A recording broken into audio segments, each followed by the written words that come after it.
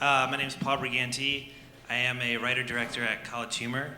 I also own a production company called Landline TV, and I write and direct for that. Created a bunch of web series, sketches, a lot of internet content, good stuff. That's it. Hi. And Josh. Hi, everybody. My name is Josh Poole. I work in development, and I'm also a producer at Above Average Productions, which is the digital production company of Broadway Video, which is the company that does SNL, 30 Rock, Lorne Michaels' company. So I handle all the pitches that come in, and we work with groups like Landline, like Paul, to produce short-form comedy for the internet. I want to let you guys do a solo thing, but maybe start both by your group project. We can talk at the same time. That's teamwork. Just want to cut down on. I'm Ingrid Youngerman. I obviously work at Blockbuster. No, I did 2 web series. I co-created The Slope with Desiree, and then I did my own web series called F to 7th. Yeah, I'm Desiree. I worked on The Slope. I worked on it. I was a PA one day. No, I was co-creator of The Slope, and I also just wrapped production on my first feature film called Appropriate Behavior. Awesome. So I don't want to steer us too far off course of a web comedy throwdown, but the first thing I kind of want to have you guys talk about is, and I think this pertains to the nature of the discussion, is kind of where you go after web comedy, or I guess nowadays where you go simultaneously while you're doing web comedy, and kind of how you balance what you're doing on the web with other projects and where you kind of want to be. And maybe we'll start with Paul and talk about Where you go after where yeah, beyond the web stuff you've done. Like I know you guys just sold a TV show or in the process of doing that. And yeah. I know you've done short films. Yeah, we sold a pilot with Josh and Above Average. I don't know. It's interesting because a lot of people are just like staying there as well. Like I don't know if people. I think everyone's goals are shifting, and not. Sorry, it's not just about going from web to TV. I think a lot of people are finding a really good place just on the web and like making money and doing branded stuff. College Humor just did this like vitamin water branded prank thing that did really well. We're figuring it out still. I think you sell like sketches and series to different brands, different companies, things like that. But ultimately, you want to move up to something bigger. I don't know how to do that. I will not actually. I'm sorry. It's like a very good marketing tool, basically. That's the way I see it. It's like it's a good way to market yourself, to market your brand, market your voice in your group. And to go to TV, but it's also a good way to just stay there and live on the internet while still making a living and being creative and having freedom. I was going to say, just to add to that, with it's a good example. The script that we sold with Paul is a series called Waco Valley, which we created 6 episodes of it, which are still online on Above Average. But essentially, what we ended up doing was that created a marketing tool, or essentially like a proof of concept that we were able to use to sell the pitch to Comedy Central. So then with the guys, the creators, created essentially a treatment for a TV show, but we went into the room with 6 episodes of what exactly it looks like, what the tone is, what it would be. So that's an interesting example, I think. Awesome. And you guys kind of did a little of both for your next projects. I want to talk a little bit about that. Yeah. So the question was, do you go beyond web series or do you stay in the web? I'm kind of going back and forth between that right now, but I guess right now it just hit me that I think you can do both. I think there's people that have done really big projects and go back to web series because you have all the control and it's simple and you can do it fast and continue to work and practice. And then I think people,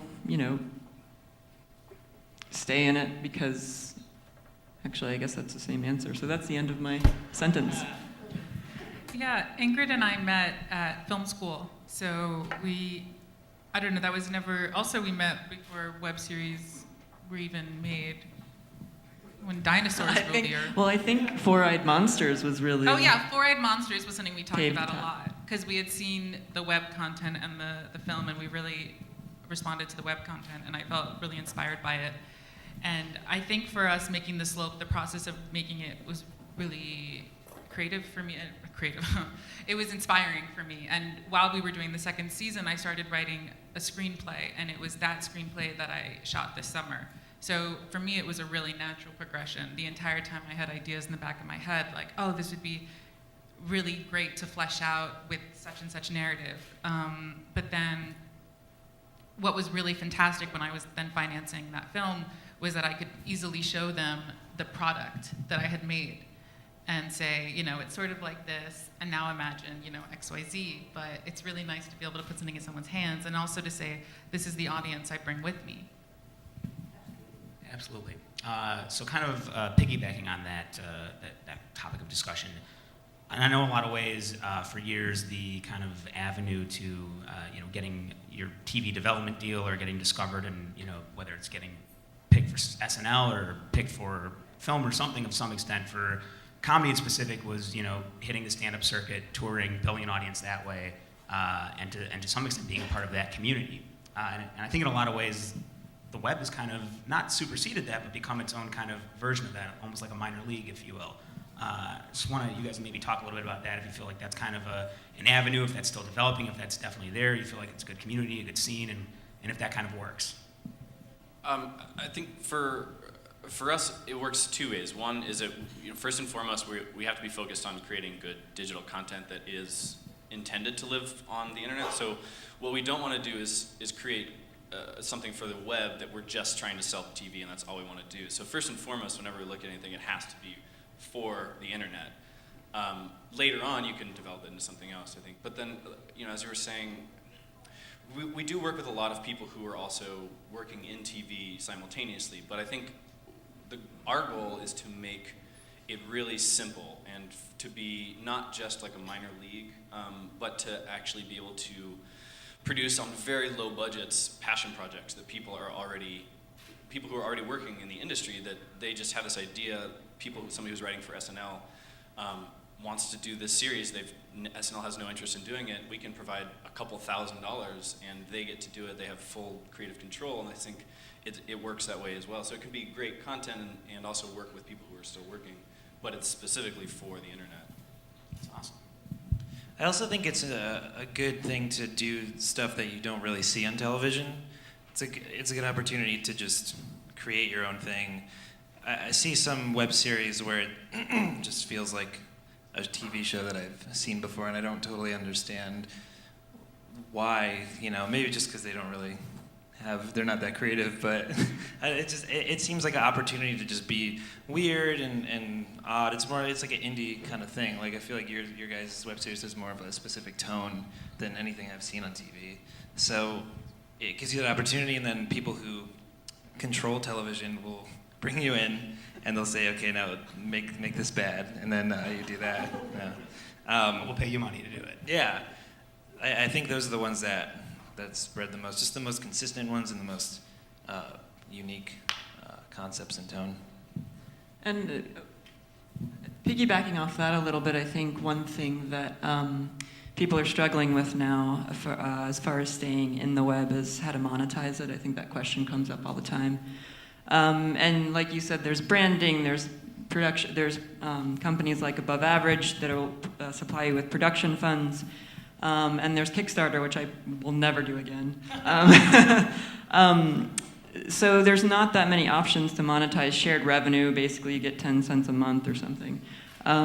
So I've been really thinking about this question and doing some research, and I feel like it's going to take the creators of the content to kind of step up and say, we deserve to make a living at this. And it's possible. I think we just have to start training audiences to and I actually think they're already willing to give money to it, 99 cents an episode or $5 for 8. And I think if we all kind of step up and say we deserve to make money from this, it can be really, really good for us, and the money could go straight to us, and then we could produce more content for an audience that gives us that chance.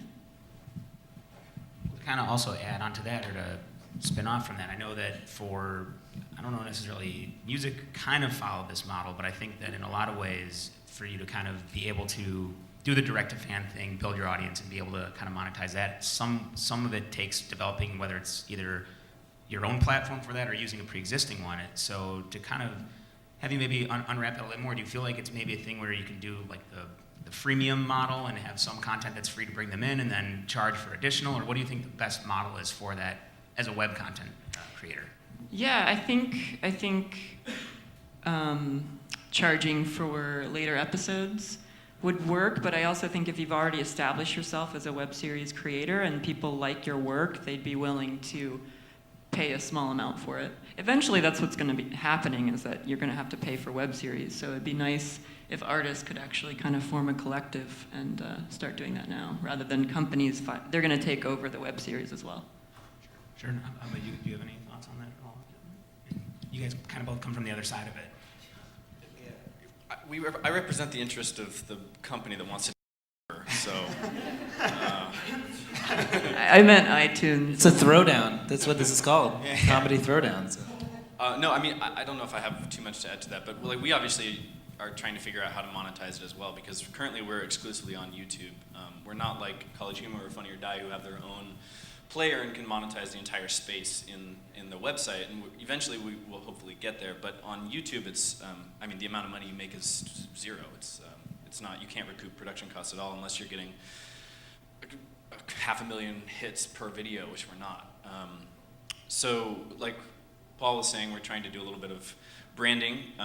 You know, the most important thing to us though is, like, Broadway Video is a very creator-focused, writer-focused company, and the ethos is always that, you know, you build something around the writer and not how to make money from it. And so I feel very fortunate to work for a company that believes that. And then as a result, the sort of business arm and the way to monetize has to be very strong. So that's kind of the way the company was built, and we're still working out how that worked exactly. But That's interesting though, just because I know, because for the be-all, end-all of the content you're creating, it's really an exposure tool, whether it's an exposure tool for the other projects that the company's working on or the other projects that the artist is working on. At the end of the day, goal one is getting eyeballs on it, and then goal two is obviously monetizing it. But there's so many different ways to try to figure out, you know, cracking that code for the second part, whether it is more of like a deficit financing type thing where we're providing you with the money and then you go make it and we'll figure it out, or going the other way and saying we're gonna build this brick by brick, and then once the house is here, here's what it costs to get inside. And I think it's interesting that both of you guys come from different angles of that and have seemed to found some success. But what's next, right? That's the big question. So then let me also ask then, to get more to a content side of things, what do you guys feel like works really well for web comedy in specific? What has worked in the past, and what do you wish would work in the future?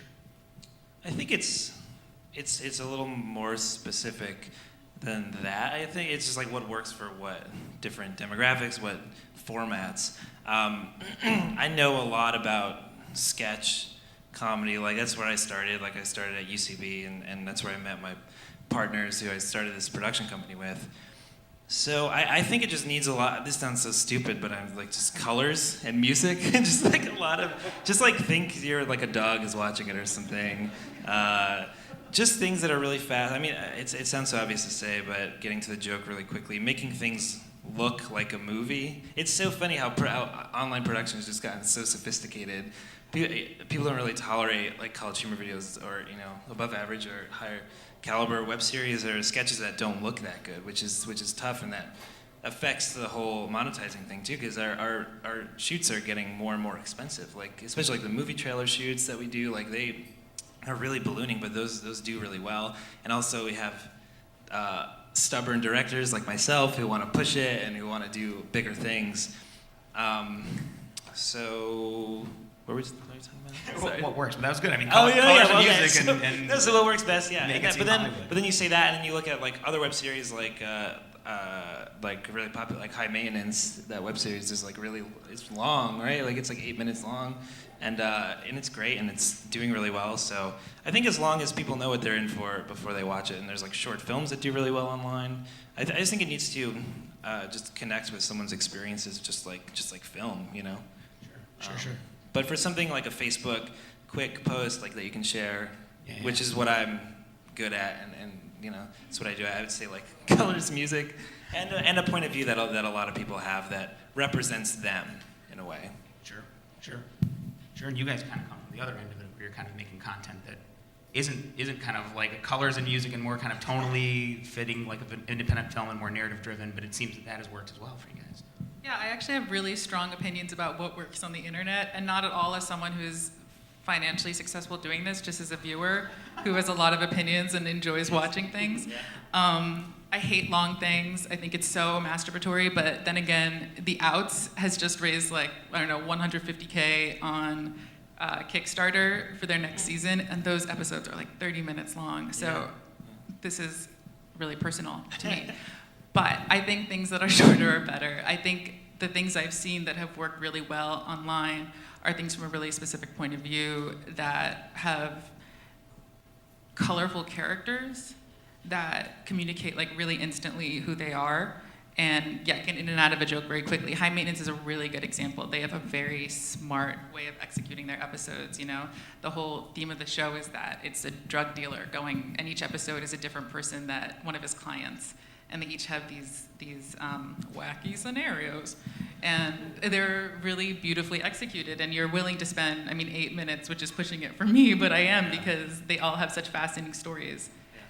And I think a show like ours, which is slightly slower, it's still no longer than 5 minutes, and we do set up a joke with a punch and then we're out pretty quickly, and our characters are pretty, I find, absurdly funny.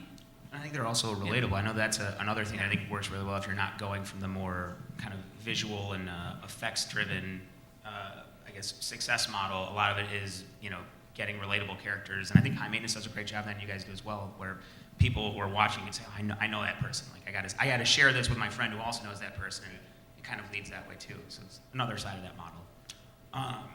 Well, let me kind of dovetail that into what do you guys feel like hasn't worked for you? What's been your greatest failure to date with a web comedy oriented video?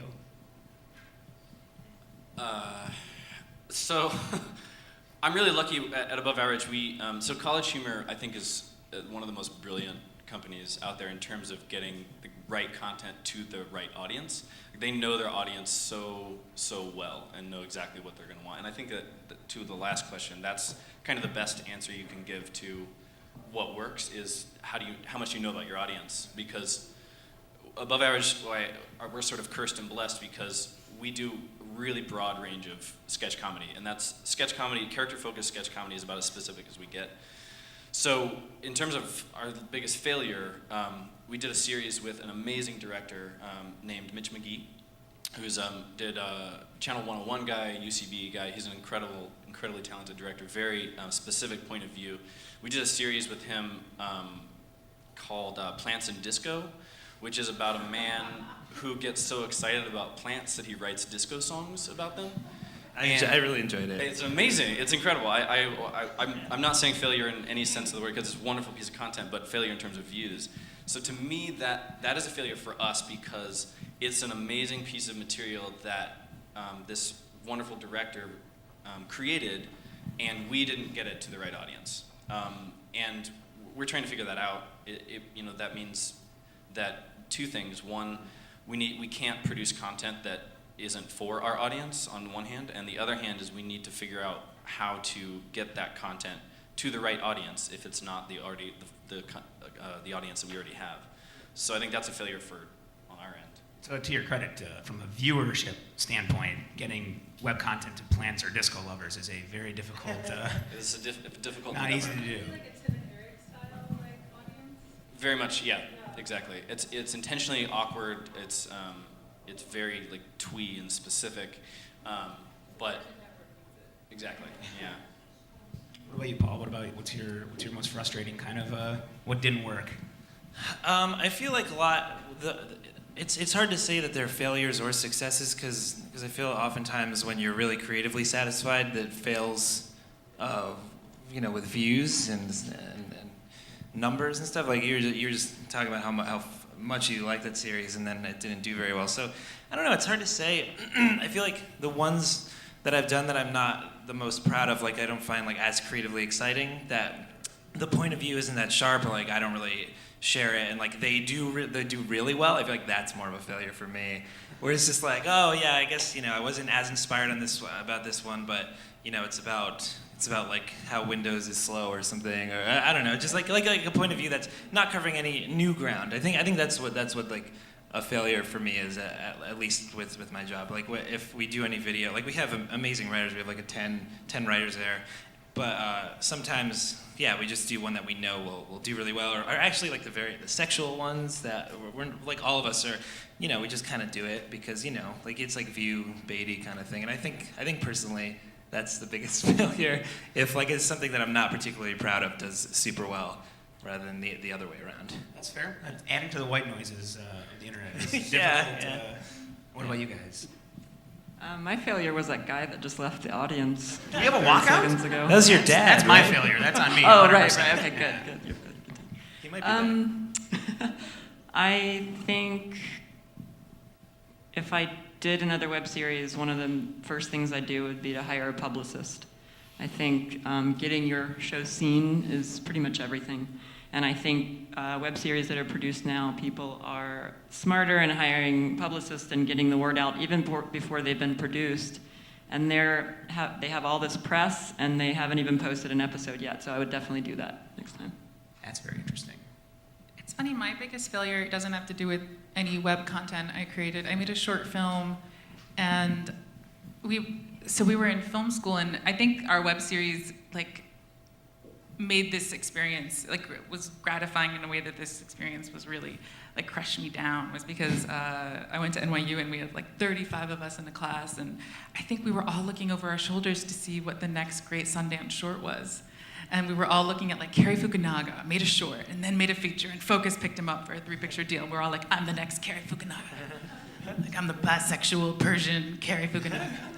And I'm not. And I made this short film that was moody, and I thought, I was so pressured, and I really didn't give a shit about whether or not it was on digital or film, but everyone else was the best films are on film. So I shelled out all this money to shoot it on 16 millimeter, just because everyone else was shooting, and I was well, I take myself seriously. Well, this is what I'm gonna do for a living, so I might as well use the right format. I am a craftsman. And I felt I kept all my natural instincts. I was no, how would this look in Sundance? Would Noah Baumbach enjoy that shot? And I felt it was such a miserable experience. And the film's fine, but it was so grueling. And the process of creating this show was so gratifying, because we were all right, do you want to grab coffee or do another shot? It was all right, let's do another shot, and this time do it. You're so stressed out, especially having recently shot. I know that there's just a fire under your butt the entire time that you're on set, and it's time is money, and everyone's staring at you and twiddling their thumbs until you have something brilliant to say or do. And so there's all this lead up, and it's really not conducive to creativity. Sure. Whereas we're on your web series, at least with something as small as ours, which our first season was the two of us and our friend who held the camera. We were just, and there were no expectations, because, the New Yorker wasn't writing about web series that year. It was super, no one cared. It didn't matter at all. It was that or go rent a movie. So we decided instead to make a web series, and it was so much fun, because it was well, why don't we try it so that, this character does this crazy thing? And I never, as a director, sometimes I do, but I don't think I'm able to have that much freedom on set, and that much, I just didn't once think whether Noah Baumbach would like it. Once. Sure. And I thought about that a little on this last film shoot, but I was well, I was going to see my web series, and that was really freeing. And if I hadn't done that, I wouldn't have made a film, because I would, be stuck in my closet watching The Squid and the Whale 24/7.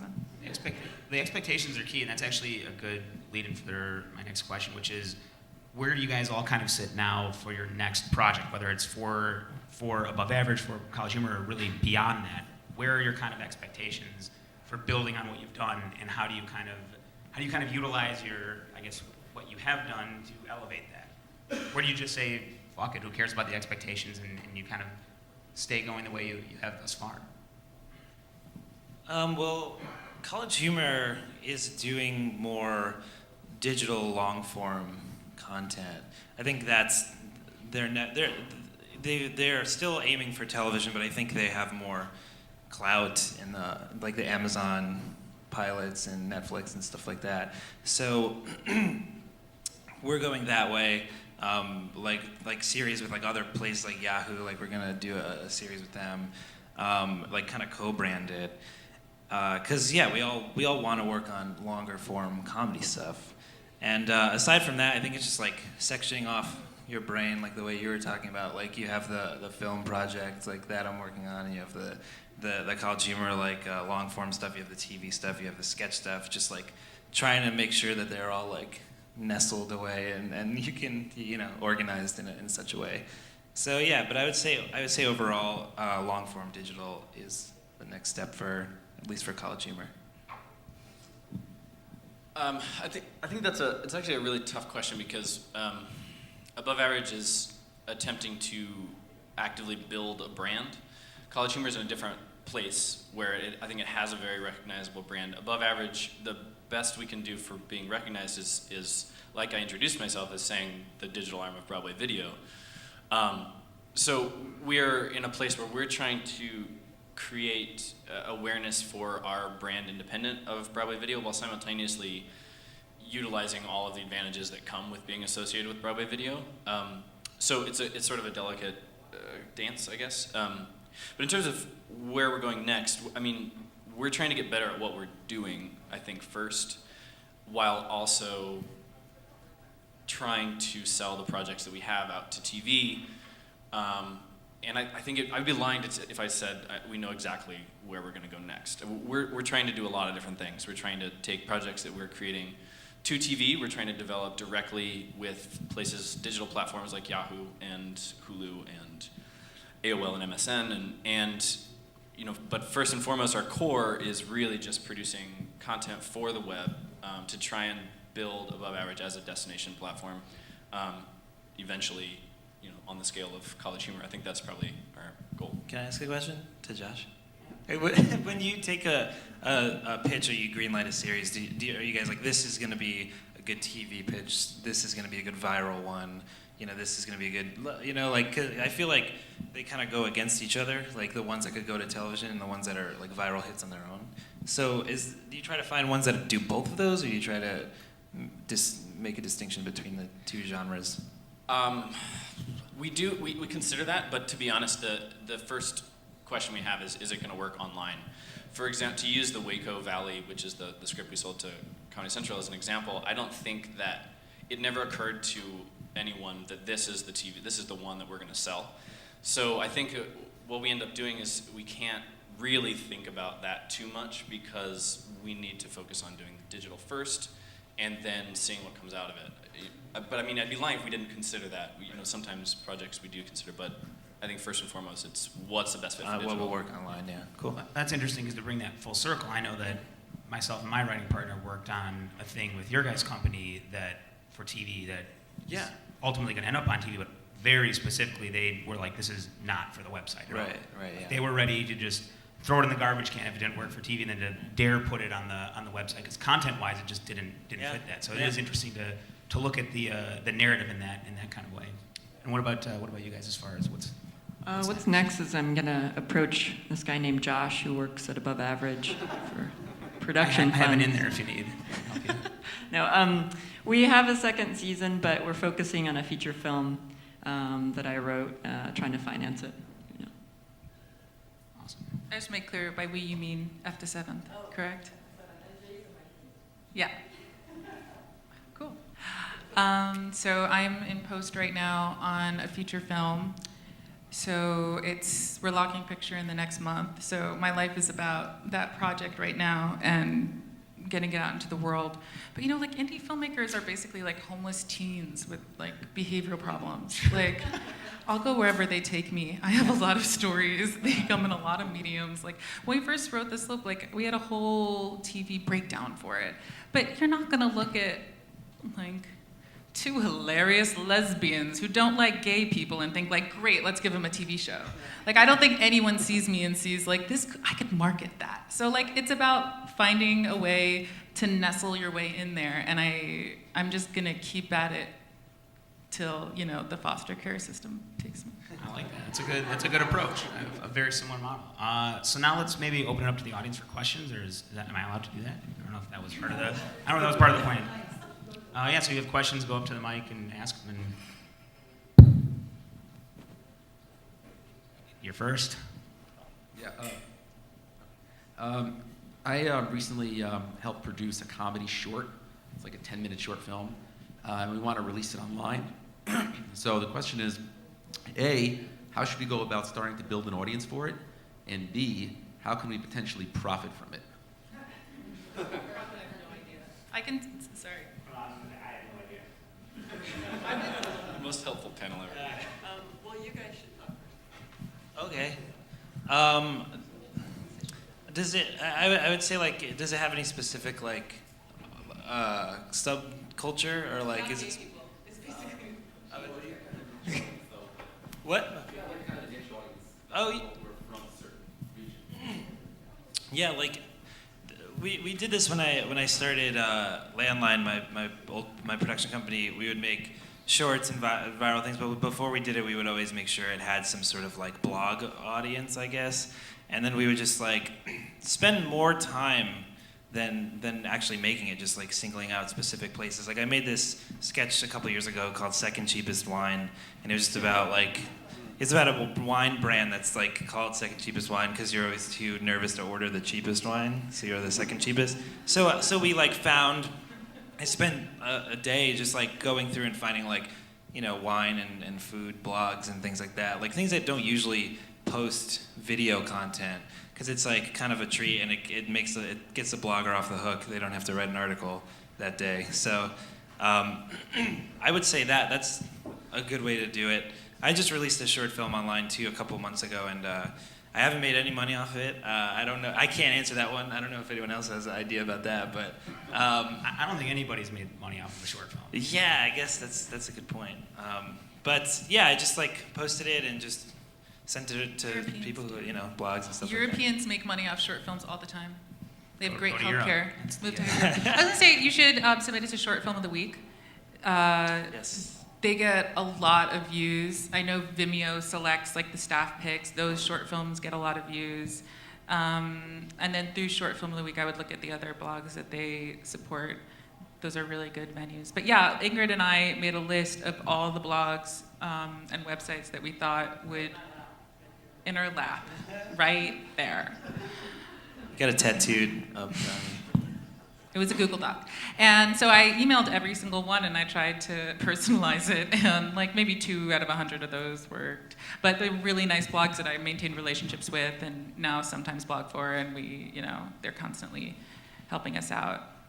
And after a while it snowballed. But I contacted HuffPo the first time that they featured my work, their comedy blog. Another question. We got one.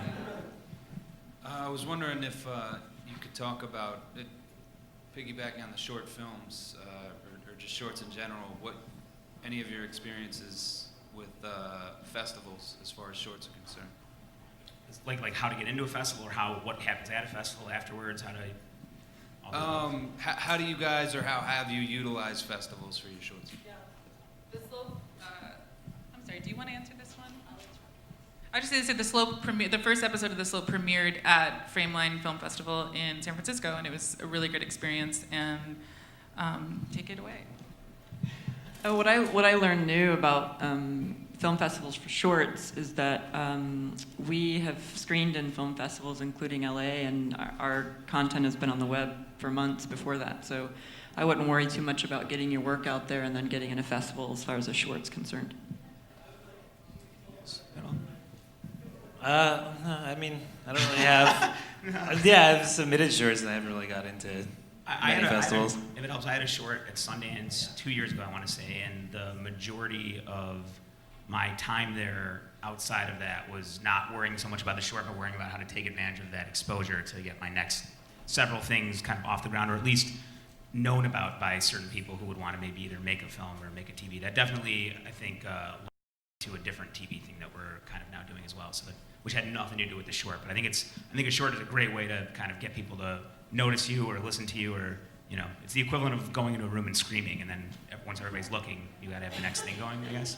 That's what I was going to say. I can't really speak to the, how to get a lot of views for your short film, but from my perspective, watching shorts, like watching Todd's short or watching Paul's recent short, are fantastic samples. And so if you can get them into the hands of people who are hiring directors, so we use entirely freelance crews. So, they're very useful in terms of getting the attention of people who will hire you, at least from my perspective. To kind of add to that, I know from a filmmaking perspective as a director, I've made 2 features now, 2 TV pilots, and 1 short, and almost all of the work I've gotten in the last 2 years has been from that short. And on top of that, I was just telling you this last night, like I consistently am up for directing jobs, whether it be TV or feature films, and all the time lose out to people who've either just made a short or do web comedy. Did they find your short on, I'm so sorry to interrupt you, but did they find your short on the internet? Some of them have. Some of them it's through like agents and managers and festivals. But Short of the Week actually had a lot to do with that. They posted ours, I think it was last year or the year before that, and that had a lot to do with it too. But I think ultimately, at the end of the day, it's the greatest tool you could ever have as a work sample, especially if you're trying to direct other things. And I was shocked at how much it didn't matter of whether the thing you're up for pertains to the thing you've done. Like losing a feature film directing job to someone who's just done web shorts when you've done 2 features is like, I mean, it sucks, but also it makes sense. Like, the development executive he's not gonna watch 2 90-minute movies and then go talk to his boss about it versus watch a 5-minute short that's really funny and awesome and gets you excited and then, go on. So, another question. That's it. Come on, guys. You gotta have more questions than that. Anybody? We got one. Let's do it. Are you guys looking forward to the individual monetization potential of sites like Vimeo as a way of actually getting money for your shorts and for your creative work? I just kind of started thinking about how to find money for my feature in more creative ways, and I've been thinking about just going fully as an online release. I'm just kind of brainstorming about it, and that's definitely something I'm interested, because I think that's where things are heading. And there's companies that I found where you can just upload your digital content really high res and pick your price, and it's really simple. Nobody has to sign up, and you just pay $5 for a feature. I think, I'm definitely interested in something like that. You guys as well? Yeah, definitely. I think it's got a long way to go, and there's so many different opportunities for that, like all these websites that you were talking about, like Vimeo, and I just think it's all scattered all over the place, and I think that's the problem, and that's the cool thing about the internet, is that it's, I don't know, just so weird and always changing. But I don't know if I would explore it. I'm not sure. As a filmmaker? Yeah, I don't know. Really? I guess I just don't know how successful it would be for me, unless there's like a big hook in it. Sure. Like a hook, like a literal hook. I think that the thing that I was interested in about it is that money would go directly to you, the filmmaker, rather than that trickle-down effect where it never goes back to your, to your pocket. That's why I was interested. That's true. Absolutely. Cool. I think we're up for time. I want to thank our wonderful panelists, and obviously thank you guys for coming and for the great questions. And I don't know how this ends. Thank you.